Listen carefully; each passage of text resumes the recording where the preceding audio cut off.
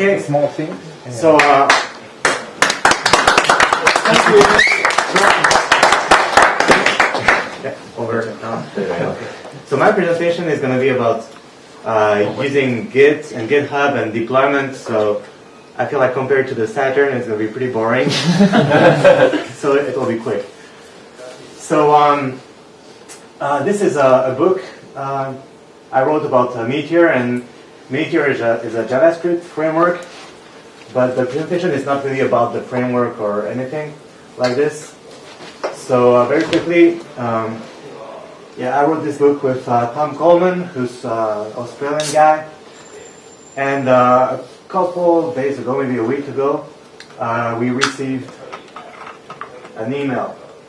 And it's probably a bit small, but the email said basically that this guy had translated our book in Spanish. So during the second reading, I began taking my notes in Spanish just to learn it better. When I noticed, I had almost the whole book translated. So Victor. So we were like, wow. We thought that was pretty cool.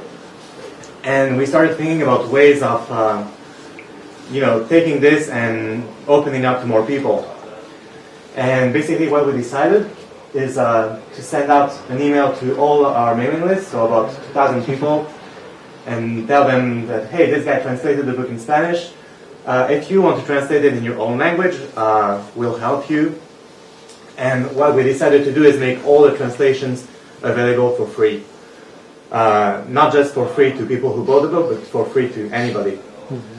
The reason we did that is we were making money off the English version, but we didn't want to make money off other people's work. We didn't think it would be fair, and at the same time, we couldn't afford to pay 15 translators. So we figured this way, if people want to translate it in their free time, they can do it, and then it will be open source or Creative Commons.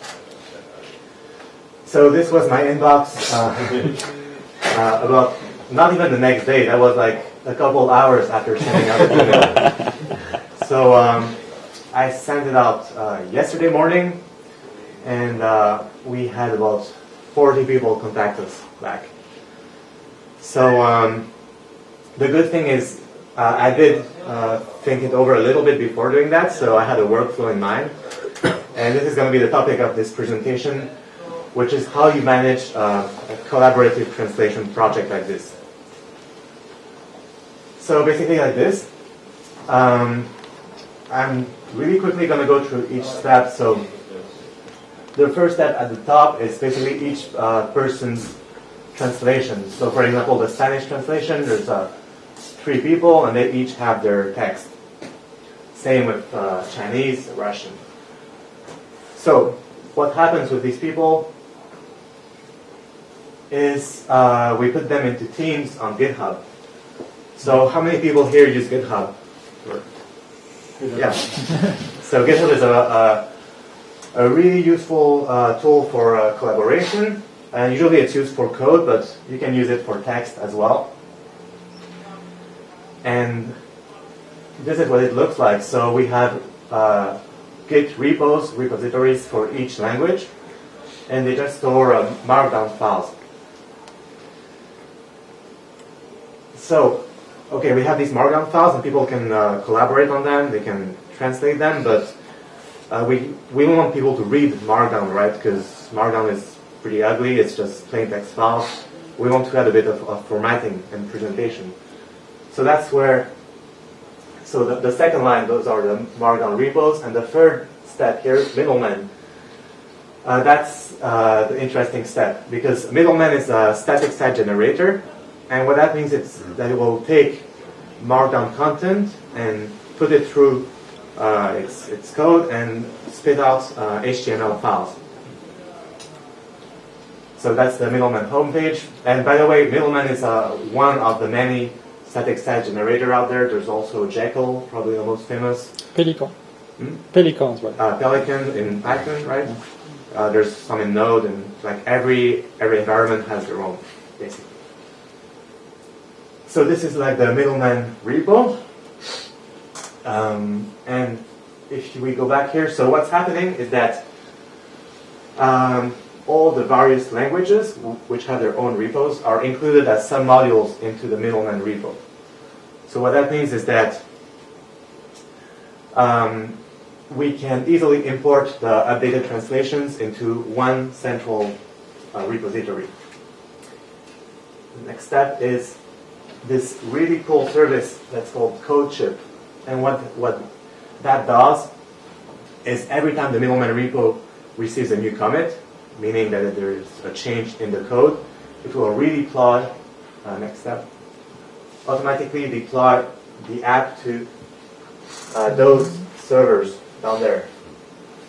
And if you can see, those are actually, yeah, you can go, Heroku instances. What's really cool about Heroku is that it's free for the lowest tier. So those are all free. It doesn't cost us anything to run. And even though we have like 12 languages, since we have CodeShip running them, they're always updated automatically. So this is the end result. This is the Korean version, Italian version, Russian, Chinese, Spanish, and we have, I think total we have also like Dutch, Polish, Portuguese, Indonesian, and of course, I mean, I'm not saying we have like the whole book in all those languages, but we have repositories and instances running for all these languages to make it easy for people to translate it. So yeah, that's what I wanted to talk about because, yeah, sure. Do you merge or how to say, like if two people translate the same part? So that's the really cool part is we let each team be autonomous. So the Spanish team can decide on themselves because we don't speak like 15 languages, so we wouldn't know. So the team members are collaborating. Yeah, their team members can collaborate. They can decide. So it's really cool because we never expected to have so much feedback and so much people joining the project. So we didn't really think it through that much. And it's actually the team members who came up with ideas. For example, they came up with the idea of having a common file in common where they would write down all the common terms, that come up a lot in the book, so they can decide on translations. Like a translation memory. Yeah, exactly. And I mean, I'm sure a lot of this is obvious for people who have already translated books, but for us, we figured, yeah, that we'll let people decide. Does each team have a hierarchical structure, or is it? No, it's like complete anarchy. Is it works? Well, we just launched it yesterday, so we don't know. Maybe the next month's presentation will be like my translation nightmare. We'll see. How many words is the book, the length of the book? I'm not sure about words, but it's about 20 chapters, 25 chapters, and each chapter is like 300 good lines. Yeah. You said the translation are actually kind of open source, but what kind of license do you use? Because people could be using them and print them out if they actually... So we use Creative Commons attribution non-commercial. So you can do whatever you want, but just don't sell it, Don't resell the translation. Let's stop people adding swear words, especially in Spanish. You want to Well, read it? Why not? Proofreaders. Yeah, I mean, maybe the translation will be wrong, That's a risk we're taking, but in any case, it will be fun to see. And like, the reason I wanted to talk about this today is I think it's really cool because we did write some code, but very little code for the amount of stuff we're doing. So I think it's really cool how you can take different services and kind of fit them together. And if you were doing this the traditional way, maybe you would need like a whole team to manage that, or you would need to code a custom app. But these days, with GitHub, with Heroku, with all those platforms, you can just do that basically in a couple days. I think that's pretty cool.